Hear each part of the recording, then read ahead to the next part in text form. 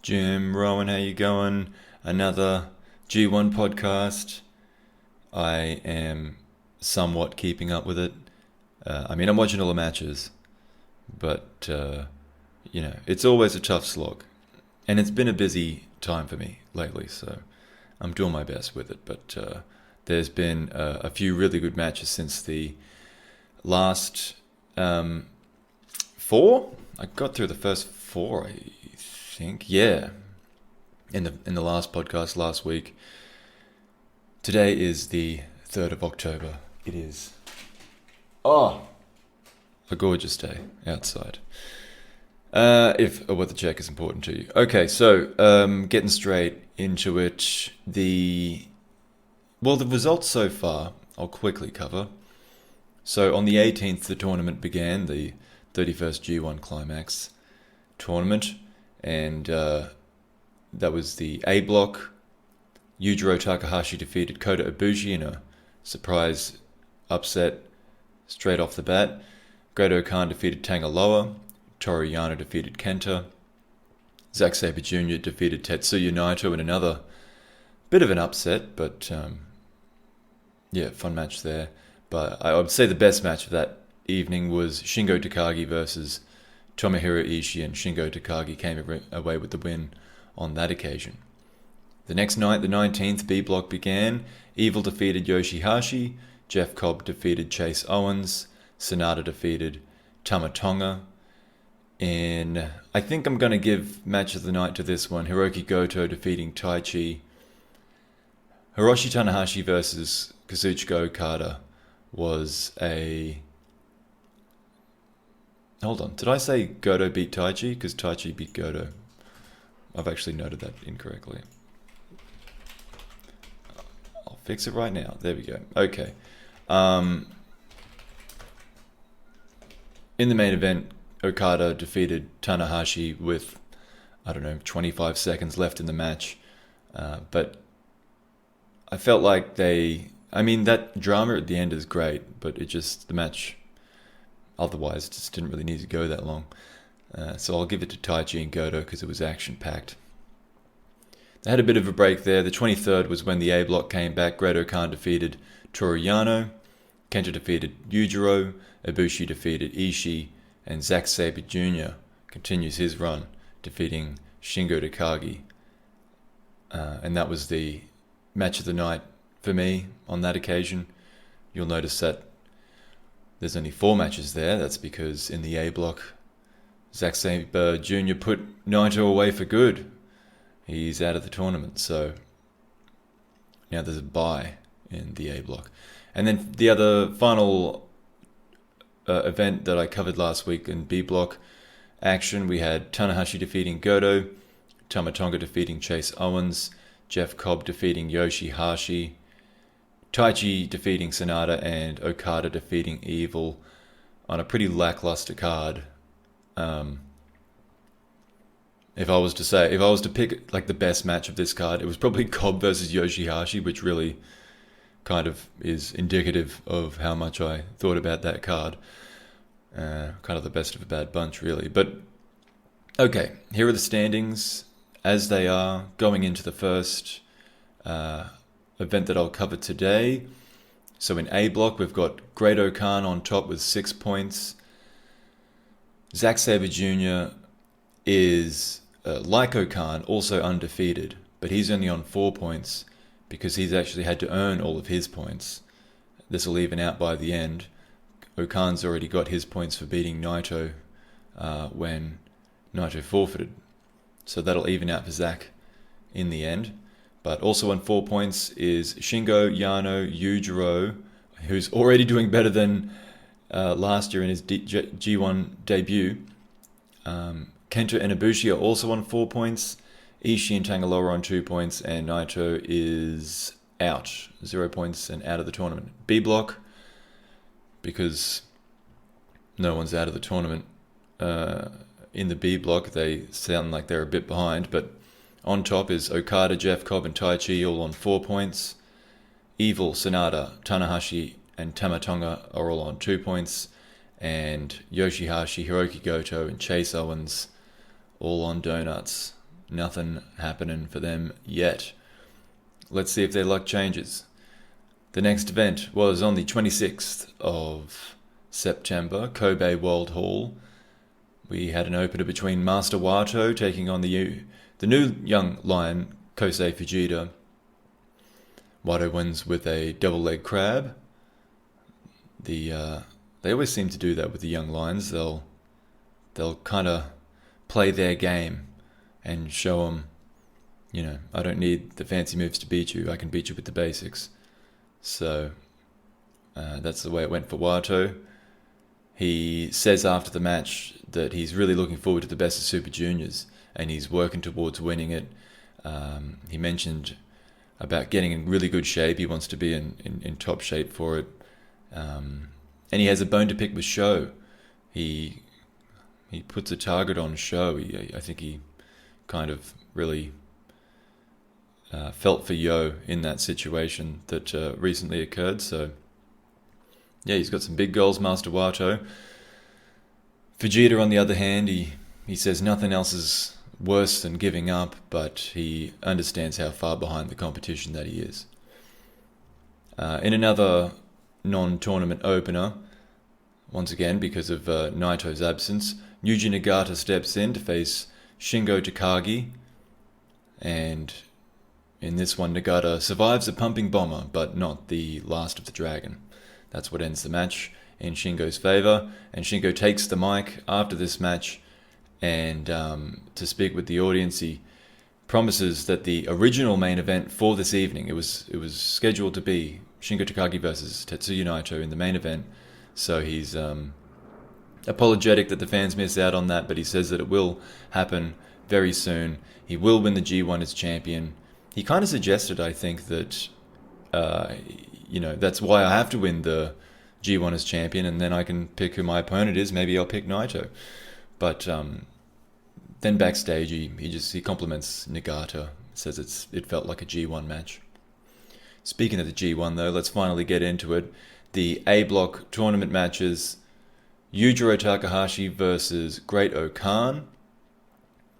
Now, this one starts with Khan dropping down on his ass like he's calling Yujiro into his guard.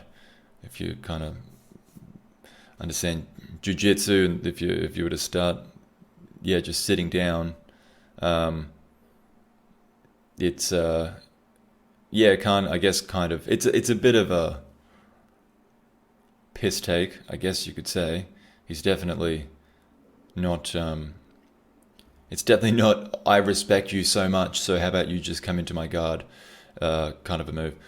But, Yujiro really doesn't know what to do with it. He starts kind of throwing these terrible little leg kicks while Khan is down there, which is quickly punished into a knee bar. Yujiro gets to the ropes, and then smartly, instead of kind of entering into this game of Khan's, Yujiro tries to, and somewhat successfully, turns the match into more of a brawl. He takes the fight beyond the ring. He uses Peter to distract the referee. But then again, Khan's happy to fight dirty, and he is less than pleasant in his comeback. Yujiro manages to avoid it once, but the Eliminator eventually gets him, and that's how the match ends. Great Khan picking up more points, remaining undefeated. And for an all-heel match, they didn't really overdo the cheating, though it was a pretty standard affair otherwise. Decent match, nothing wrong with it. Backstage, Yujiro says he's already forgotten about this match. He's looking forward to the next one, because he's looking forward to facing Naito. But it's Peter that breaks the news to him that Naito's out. He's injured. And Yujiro's so disappointed. He was looking forward to facing him for the first time in 7 years. He calls Naito a moron, and they leave. Khan, he comes back. He's hurting, and he reminds us that the wrestlers, they fight with their bodies, not with their names. I think suggesting here that that star power isn't a factor in who's going to win this tournament. He's always got something interesting to say, even if it's something ridiculous. But I think that's a fair point, and he's certainly doing better than the big names. He just went from 6 points to 8 points, which is 8 points more than Naito, who is one of the biggest names in the tournament. So, you got to hand that to him, I guess. The next match Oh yeah, that was the first block match. Okay, so then we got the second tournament match here. Toru Yano taking on Tanga Loa. I mean, if the antics between Yano and Jado weren't bad enough, it's also a Tanga Loa match on top of that. So yeah, went into this one really confident and just waiting to deal my 5 stars. Yano tricks the referee in Eddie Guerrero fashion by taking a dive after throwing Jado his kendo stick back to him. Kind of, doing that whole, oh, he hit me gimmick. And then when that distracts the referee, he low blows Loa and then rolls him up for the win. Not at all interested in this match. Tanga Loa says backstage that he got Yano'd. He can't believe he got Yano'd. And he doesn't exactly know how it all happened, but he thinks Jado might have cost him the match. And then when Yano comes back, he says that match was tough, but he's happy with the win. The co-main event was Tomohiro Ishii versus KENTA. KENTA avoids Ishii at first, but he can't do it for long. Not long either is it until KENTA cheats, using the ring bell to strike Ishii in the head. And then he begins working the arm to set up game over and also to mitigate the risk of an Ishii lariat. Ishii's comeback is stalled with the Bisaiku knee, which gets a 2 count for KENTA, and then he manages to fight off Ishii's brainbuster, then uses the exposed turnbuckle, followed by a roll-up and a handful of Ishii's belt to pick up the win there, KENTA. And it was more of a KENTA match than an Ishii match, so it was just a bit, I don't know, it was fine. There's nothing wrong with it. Easy to watch, I suppose. Backstage, KENTA brings back his argument that Takagi should call himself the Hawk rather than the Dragon due to his name. I think it might be Takagi, like, how there's the symbols for each. Yeah, it's something to do with that. It means hawk in Japanese, and that's his argument. He should be the Hawk, not the Dragon. It makes no sense. But he also kind of sells it like, you're missing out on a big opportunity. Like, the Hawk's a good name. You should use that. He was doing this, I forget when he first started teasing Takagi about this. But I remember they had an argument in person backstage about it. And Takagi wasn't quite as well prepared verbally as KENTA was. I just remember feeling a bit sorry for Takagi in that instance. But, yeah, of course he's bringing this up because he has Shingo Takagi next. KENTA. The main event, Zack Sabre Jr. versus Kota Ibushi. And the start of this match is great. It's super simple in what it's telling us. Zack wants to grapple, Ibushi wants to strike. Or more specifically, in this case, kick. And I mean, there's just no need for the same old boring chain wrestling. They go straight into their story. Ibushi baits Zack into wanting to punch on with him, and while he does at first, except that bait, Zack works out quickly enough that he should go back to grappling, and he starts targeting the arms of Ibushi. And that goes well until he goes beyond trying to break down Ibushi physically, but also mentally as well. He starts kind of playing with him a bit, kick him in the head, doing those, those little insulting kicks to the face. And I guess he's trying to get into Ibushi's head, and I don't know exactly what he wanted or if he got what he wanted, but what he got was that murder Ibushi, which I don't know if... Is that his name now? Is that what we call it? I've seen that before around the place, murder Ibushi. So then they get into more of a striking battle again. Ibushi gets the better of it at first, but then Zack makes a comeback, hits a flying kick and then a power bomb, and goes back to attempting to tie those arms in knots. But at this stage of the match, I guess you could call it the second act if it were a film. It's really interesting because the pace quickens and the advantage quickly switches back and forth. Both of them haven't yet got control of the match, and of course that's each of their aim is to do so. There's an ankle lock from Zack that has Ibushi in trouble for a while, but Zack goes back to the arms, leading to a knee strike coming the other way. There's a bomb-aye that's turned into another brief arm submission attempt. The knee pad comes down, but Kamigoye is avoided and transitioned into what I believe to be called Clarky Cat Bad Balloon Remix. It's hard to keep up with all the different submission moves that Zack kind of creeps his way into. He just seems to be grabbing every limb and everything and pulling it every which way. It's hard to keep up with. But Clarky Cat Bad Balloon Remix is described as an over-the-shoulder single-leg Boston Crab and arm lock combination, and that's what made the most sense to me when I was going through his known moves. So it's a funny name, Clarky Cat Bad Balloon Remix, but it was probably not that fun to be in because that's the finish of the match. The crowd gasp as Ibushi submits. Only about 20 minutes into the match, it definitely felt like it came out of nowhere just because, like I said, they were really still in that back and forth. But it wasn't the same kind of back and forth, I don't think, that happens so often at the end of New Japan matches when they're both going for their finishes. I don't know, it didn't feel like they were up to that stage yet. So it still felt a little bit out of nowhere. It's also probably not my favorite submission of Zack's, or it definitely isn't, I'll just say it. It just doesn't look as painful as a bunch of his other submission moves. So, I don't know. It was a really good match. I really enjoyed this match. I think it was probably the best match of the night for me. And I really liked that the submission came out of nowhere because, of course, that should absolutely be in Zack's wheelhouse to just be able to pull out a submission and surprise you just with what he managed to come up with, and the opponent just doesn't know what to do with that. And that's what happened here. I guess it just lacked, this finish at least, lacked slightly in that it just didn't look that strong to me. But still, very fun match. Enjoyed it.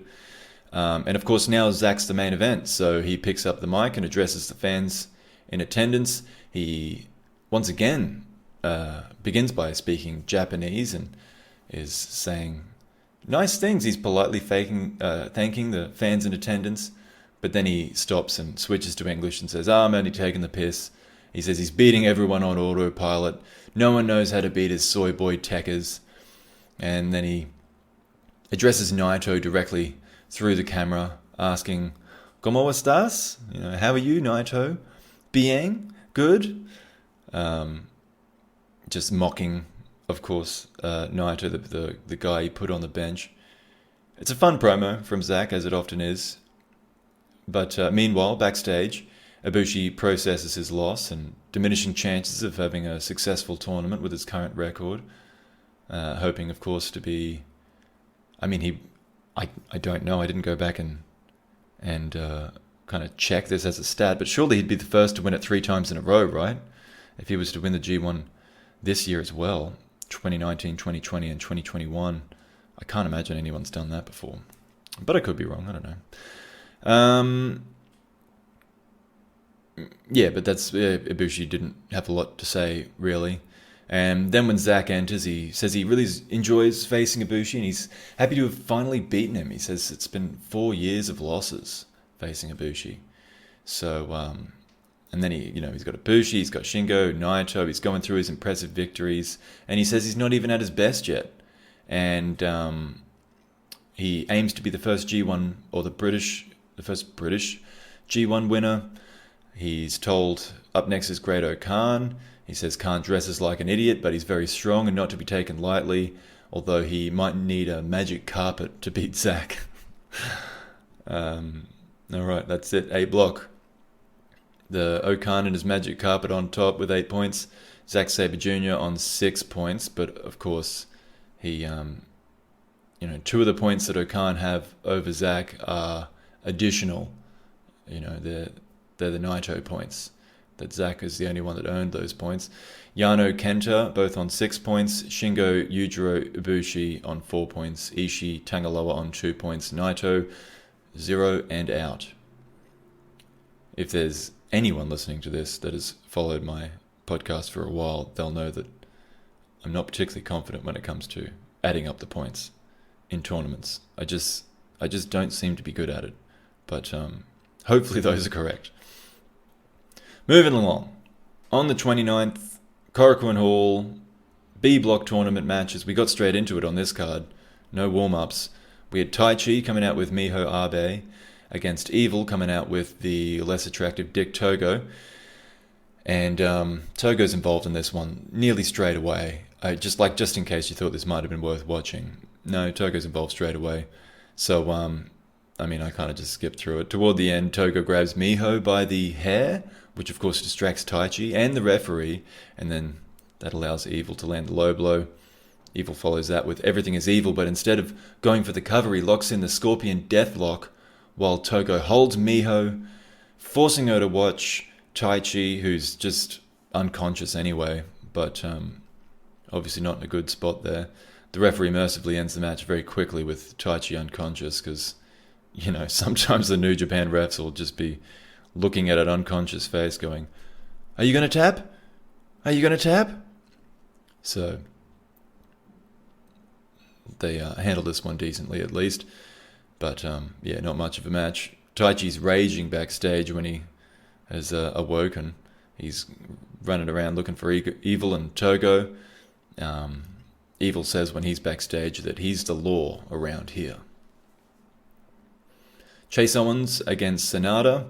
This is a bit silly to start with. Chase is trying to do the Paradise Lock and SANADA's just playing along, so he kind of lets him do it, and then he, I guess, makes him think that he got it right because Chase rolls him over and thinks, I got him, yeah, and he kind of celebrates his little victory, and SANADA just stands straight up. He doesn't attack him or anything, he just stands behind Chase until Chase kind of backs into him and realizes SANADA's there and up, and he wasn't as successful as he thought. And I think that's actually kind of indicative of the kind of match this was, in that SANADA kind of knew that Chase Owens wasn't on his level, but he wasn't about to make an example of him or anything.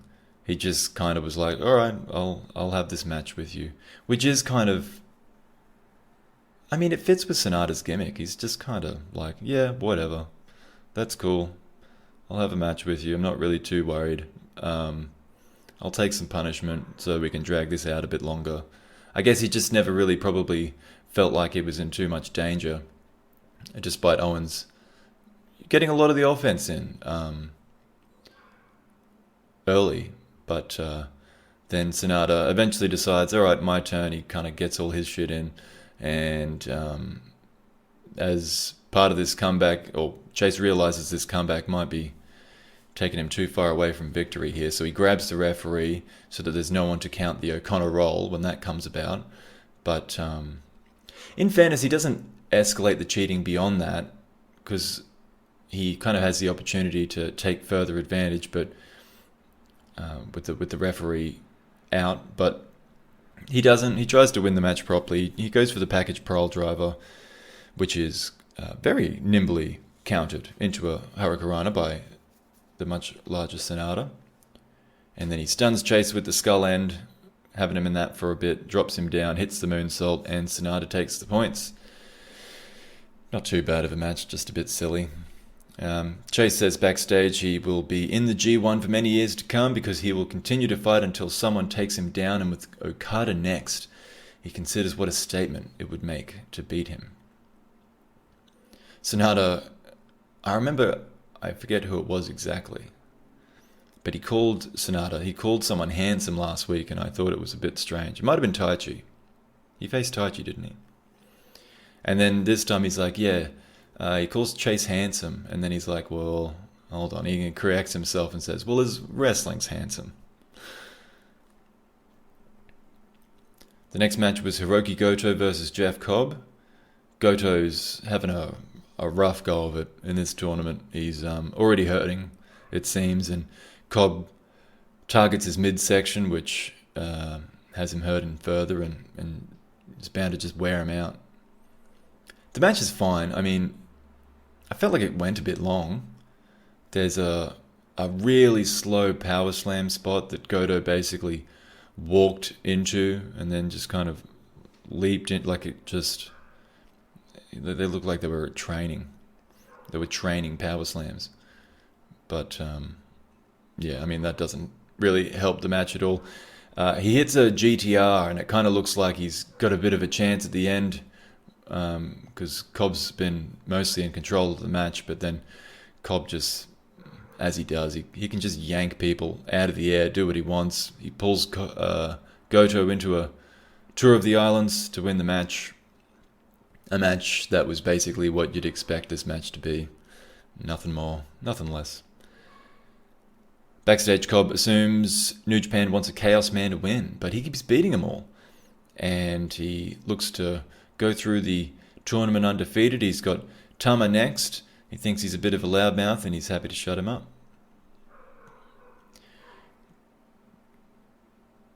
There's a dog down the street having either a good or a bad time, but he's being loud about it.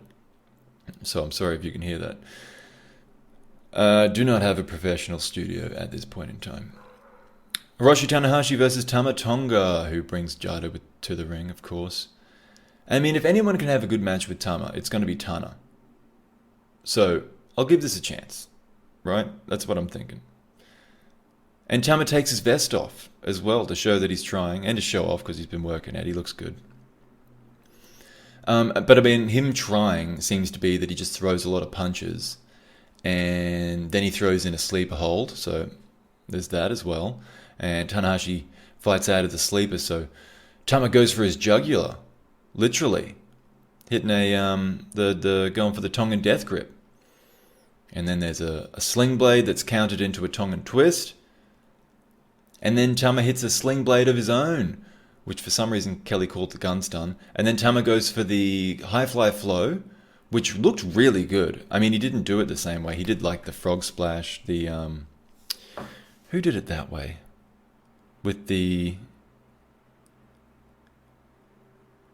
you know how they kind of, like, they put their hands together and put their hands between their legs in midair and then flatten out to hit the move? He does it that way. But it was really good. And Tanahashi's quite far. I think it was further across the ring than in the center. It was a good frog splash. But Tanahashi kicks out of it. And Charlton suggests perhaps, Tama might be trying to prove something to the other so-called leaders of Bullet Club by making this example of Tanahashi. But then Tanahashi makes his comeback. He hits a sling blade. He misses the high fly flow and eats the gun stun. And instead of making the cover, Tama celebrates. So when he goes for the cover, eventually, Tanahashi not only kicks out, but he cradles and rolls Tama over to win by pinfall. And I mean, well, Tama looked like an idiot. Maybe I'm even bigger idiot for giving this match a chance because it was pretty average. But at least Jado didn't get involved. You know what? It wasn't that bad. I'm being a bit dramatic. It was just, I don't know. Like, that makes, like, how is Tama that dumb? But there's worse things in New Japan that are even dumber, so I shouldn't be that harsh, I think. I think I'm being harsh. Tama's angry backstage. He calms himself down and says he should have known better than to give Tanahashi an inch. I think he gave him more than an inch, you dope, but he says he learned a lesson, so we'll take that at face value. Tanahashi continues to look at Okada as the pace setter in the group, or the block rather, but he believes he kind of comes back and does the old Tanahashi, I'll win this match, or win this tournament handily. And then the main event, man, this B block's been a bit average. Kazuchika Okada taking on Yoshihashi. And I mean, maybe the Tama match wore me out. I don't know. I just couldn't get into this main event at all. It's just moving a bit slow. And Yoshi has Okada in the butterfly lock for quite a while. And then Okada manages to get out of that and put on the money clip. Which I will say, Yoshi's selling of the money clip was really, really good before he finally reached the ropes. There's a lot of people really on board with Yoshihashi recently, like, oh wow, how much has he improved? Look, I'll just be dead honest with you. I think some of those people are kind of marky, and they're not really recognizing him doing anything necessarily better. They're just recognizing that now he's winning matches and being put in a more prominent spot. That's my opinion. I think that's part of it, but also that Yoshi's stepping up a little bit. Like, I'll give him some credit. And, in this match, certainly, his selling was very good. And he is a very good underdog, because he is definitely an underdog, for better or worse. But, he does manage to get to the ropes to get out of the money clip. Okada hits a diving elbow, and then the pose, but not the Rainmaker. Well, not on the first attempt, anyway. He goes on to hit the, not the full ripcord version, but, when he just has the wrist control and he hits a lariat. So he hits that one, he hits another one. But then when he goes for the full proper ripcord Rainmaker, Yoshi counters that.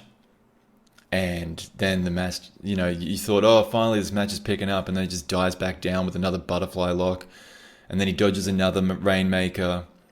He nearly gets Okada with the roll up, but then finally the Rainmaker connects and this match finally ends. Honestly, this might have been actually no, there was that Taichi Dick Togo evil match. Other than that match, this might have been the worst match, just because it went forever, just because it had the expectations of a main event, it had the expectations of an Okada match. It was just long and boring and nothing really happened. Again, it wasn't the greatest card, so maybe I was just worn out a little bit, but I feel confident that this match was nothing to go back and see. And once again, the B block just, like, I'm trying to do, like, at least what was the best match on the card kind of deal. Oh, God. You know what? It might have actually been Tanahashi and Tonga. Bloody hell. Yeah. Don't be going out of your way to watch B block at the moment. So, I'll get to the promos here. Okada cuts his usual in-ring promo, another boring thing. Backstage, Yoshi says he wasn't even close to winning. He remembers his debut in Korakuen all those years ago, and now he's in the main event, so he's very happy with that. He's very humble, and I like that about Yoshihashi. He's definitely comes across as a good underdog babyface, just not necessarily one that should be in the main event. But what a darling he is. He considers this a confidence booster, despite the result. But he knows he needs a result next week not necessarily next week, but the next time out against Taichi. And then Okada, he's reminiscing as well. They both said about each other that they're special friends, and they didn't say special friends. That sounds a bit strange, actually. But that they're special to each other, and that they are friends, of course. They've got a history that goes back to certainly in their career. Starting at the same time or around the same time in New Japan. So Okada talks about that, and he says they might clash again on an even bigger stage one day. But for now, he's just focused on the tournament. His next opponent is Goto. He's asked if it means anything that he's facing his teammates here, and Okada's just straight up like, nope, this is a tournament. I'm here to win. I don't care who it is. So good to have Okada with his head on straight. I was thinking recently, I don't know, should Okada go heel? Like, maybe he should just start being super ruthless. Actually, I think I've talked about this before. I think I've gone down this track before. But I don't know. He needs a bit of an edge, I think. Because he's just kind of like the guy that's good at wrestling. And, hey, remember when I was really good at wrestling? hey, maybe I should do that again. Like, that's his gimmick at the moment. So, anyway, B block standings, Okada on top with Jeff Cobb. They're both on 6. Taichi, Evil, SANADA, and Tanahashi are on 4 points. Tama Tonga's on 2 points. And Yoshihashi, Hiroki Goto, and Chase Owens remain on 0 points. Okay. Now, the final match of September, that's what we'll leave it here. I'm only one event behind, in fairness. That's not bad.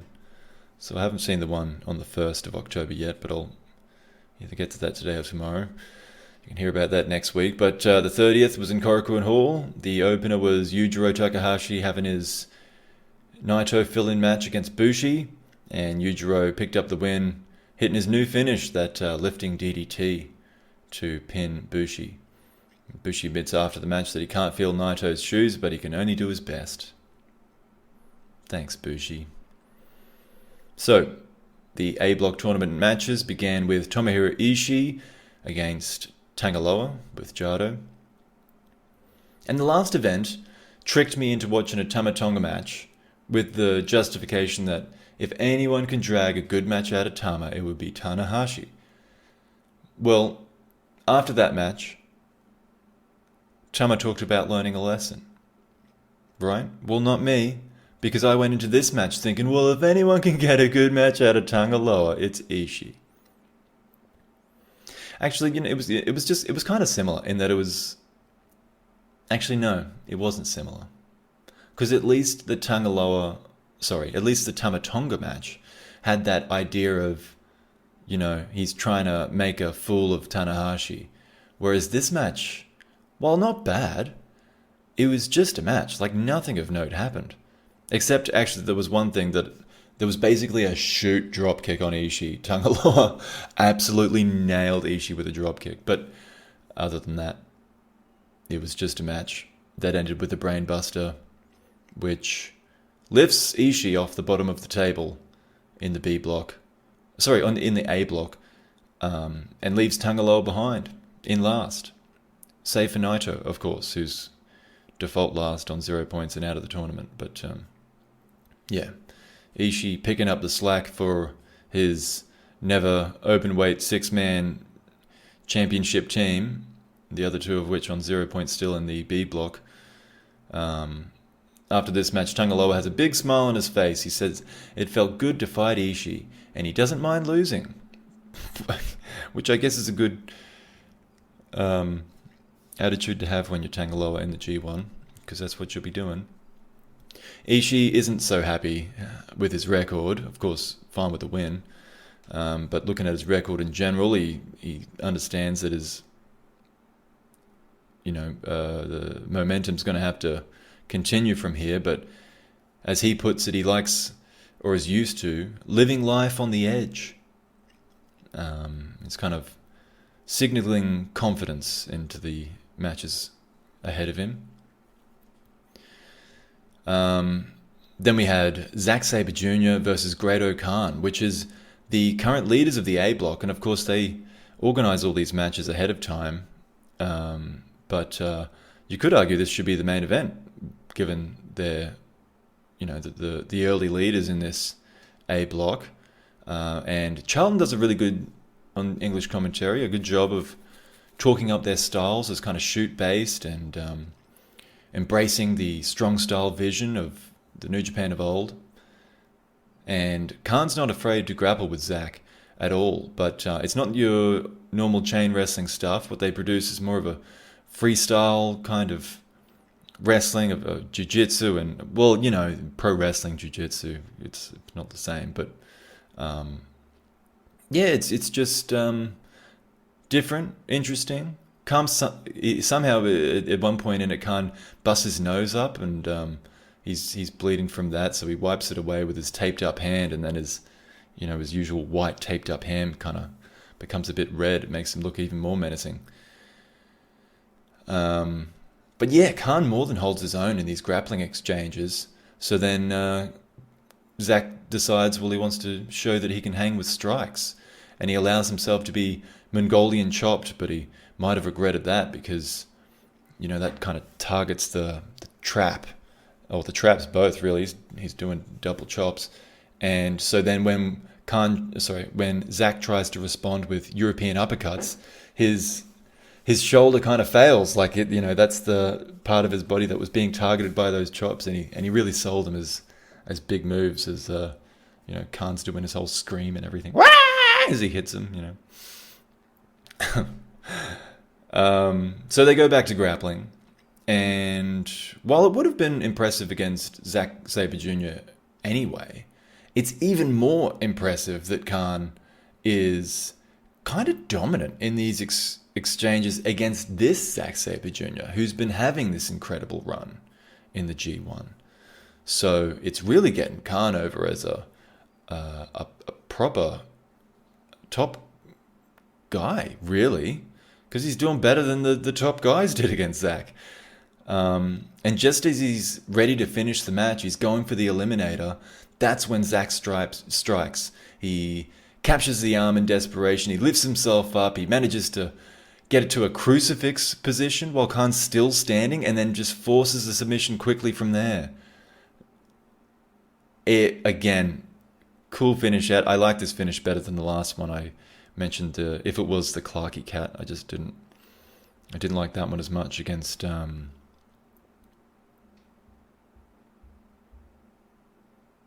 who did he? I just talked about it. It wasn't Ibushi, was it?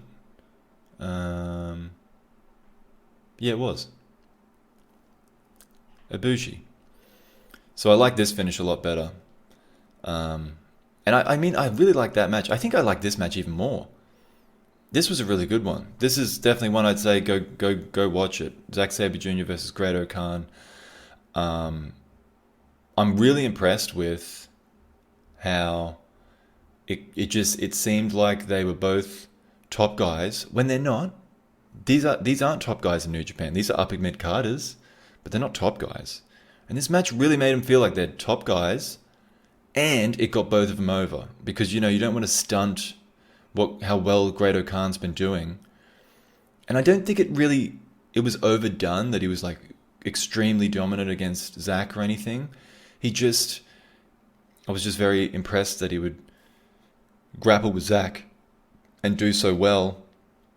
And maybe, I think Zack maybe was a bit surprised by that. But then at the end of the day, Zack shows that he's always dangerous. And when Khan kind of goes, maybe it was like when Khan goes for his finish, that's when he became predictable. When he was grappling with Zack and they were kind of doing this different freestyle stuff, he was less predictable, and Zack didn't have those opportunities. But when he went for his finish, Zack knows what that is, and he was ready to go. And he finished it right there. And he also knew that was amongst his last opportunities, perhaps his last opportunity to really get something in place to win the match. So, yeah, I really like this one. Definitely worth watching. The promo afterwards had Khan thanking Zack for reminding him what it felt like to be conquered. And he was kind of like describing the conquering of villages, like of conquering women and children. It was kind of a strange promo, but he's got a big smile on his face as he says it all. He's just a strange, evil dude, I guess. And he says it was fun, but next time, we'll destroy you. He always talks from a team perspective. We'll destroy you. He's real into the whole United Empire thing, if you haven't noticed. Zack says that, the big boy has some techers, but they aren't soy boy techers. He's really complimentary of Khan's technique. He says he was his biggest test yet, the strongest opponent that he's faced. So again, just they're kind of putting each other over here. But he's not so complimentary of Khan's hair, the green plait. He's like, I can't believe he goes shot. He's like, Zack's saying, like, it's not like he glues that on for his wrestling matches. He lives like that. He goes shopping like that. And then he starts to play out what it must look like for Khan to be out paying his electricity bill. Because I think that's a thing in Japan, like that you still go and pay those things. You don't necessarily just get an email and pay it online. I might be wrong about that, but that was the example that Zack used, that he'd be out paying for his electricity bill, and they'd be looking at him funny, like, what's that green plat about? And he's like, oh, well, I have it. It's green for the United Empire. And they'd be like, well, what's the United Empire? And he's like, oh, well, it's just me and a group of dickheads. He said something like that. Just, your normal Zack promo, really, at this point. He's really finding his groove, though, in this tournament, that's for sure. The next match was Toru Yano versus Kota Ibushi. Yano brings a little black bag to the ring, and Ibushi's worried about it. He wants it checked. But then when he gets too close, Yano throws it over his head and tries rolling up Ibushi. But when that doesn't work, he throws Ibushi outside. He tries to roll him up in the ring apron and have him counted out. And Ibushi just makes it back in. Like the announcer's beginning to say 20 just as he gets into the ring. And then the next trick that Yano tries is he tries to tape Ibushi's feet together, but he gets kicked away and then kind of dragged into a wrestling match of all things. Ugh. So Ibushi lands a Kamigoye to the back of Yano's head. Yano does manage to avoid the front version, but then cops a Bomaye instead, and then the proper Kamigoye with the knee pad on, but that was enough. It finishes the match. Ibushi puts the hood on Yano before leaving him to be helped out of the ring in darkness. So this match was at least short. They kind of got straight to the point after. They did the haha stuff, and then they got straight to the point. I think it might have just been like a 5-minute match or something. So, yeah, not too bad. And then Yano, he's scared of the dark, of course, so he's hollering about that backstage, and Ibushi says, oh, that one was close, I nearly fell for his tricks again, but not this time. He enjoys these type of matches, and he won because he believes in himself. Yeah, okay. And then the main event was KENTA versus Shingo Takagi, the Dragon, the Hawk. KENTA goes straight for the right arm of Shingo's. That's been constantly targeted throughout the tournament, so when Shingo starts to fight back with that arm, he has to clutch it each time in pain. So nothing really sticks for him. And KENTA's in control for the first large portion of the match. Until there's a pop-up DVD that earns Shingo some respite. That's about the 15-minute mark. He gusts into his second win. He ignores the pain for the most part as he throws some elbows. And the comeback continues with a Made in Japan for a 2 count and then a huge superplex. So KENTA goes into desperation mode. He pulls the referee in front of Shingo, which knocks the referee down, and then he drops Shingo with a low blow, and then he drags a couple of steel chairs out from under the ring. He holds one down over the right arm of Shingo with his foot, and then slams the other one down onto it, hits him a couple times like that, and then retrieves the referee, locks in game over, the crossface with the right arm isolated, but Shingo still is able to scoot to the ropes and have the hold broken.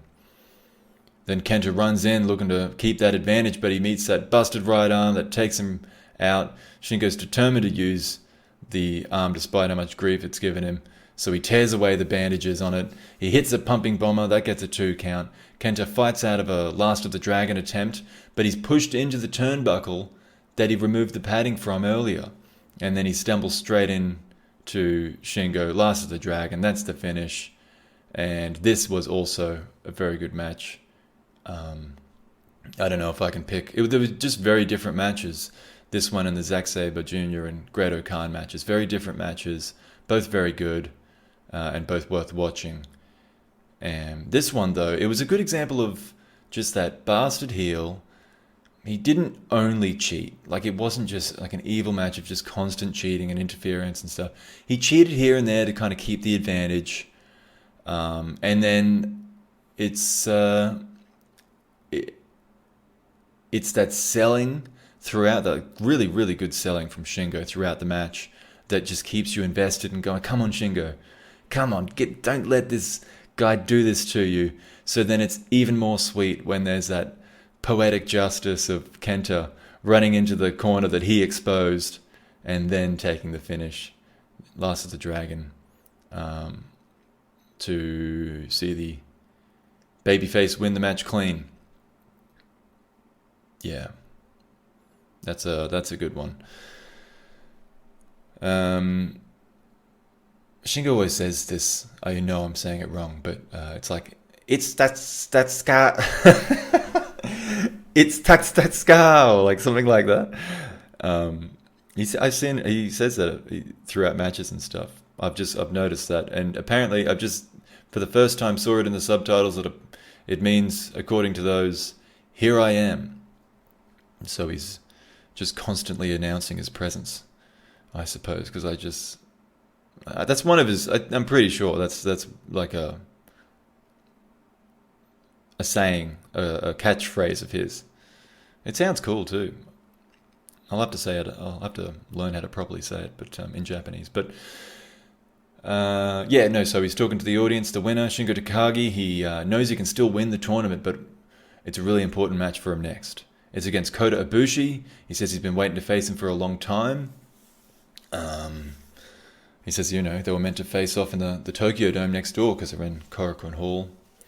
But the only singles match I'm aware of them ever having was in last year's G1. And Shingo won that match, but of course Ibushi went on to win the whole tournament. And they haven't had a match since, so that is a big one. And Kota Ibushi's really... He started off slow, not just in kayfabe, but still, he wasn't quite the Kota Ibushi of old yet. And I mean, maybe he did that on purpose. Maybe he wanted to have kind of average matches so that I don't know. That doesn't sound like Kota Ibushi, but he's also a bit crazy. Who knows? Anyway, what I'm saying is that he's getting back into his groove. So that really could be a great match. I'm looking forward to that one. And then, anyway, backstage. So Kenta acknowledges the loss to who he calls the Hawk. But now he looks ahead. He's got Great Khan, who he thinks is pretty good, but he looks a bit weird and creepy. That's mostly all of what Kenta had to say. Shingo comes back there. He's icing his arm. He talks about the match backstage in that how Kenta's very tough. But he wants him to drop this Hawk nonsense. He says, why don't you change your name to Hideo Hitami? He's like, that might be a licensing issue.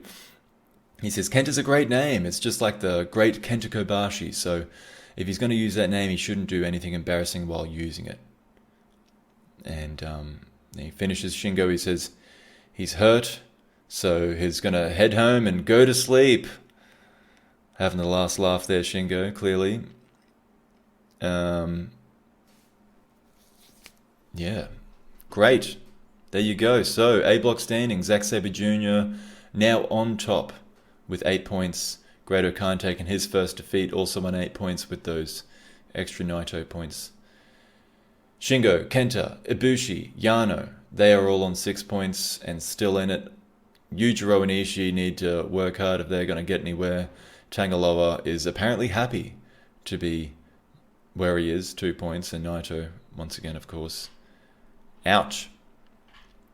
So that's it. That's the G1 as it is. Well, I'm mostly up to date. But hey, we ended September. Next week we'll start October and get through the next few matches that I can get through. So thank you very much for listening to this part. And until next time, have a good one.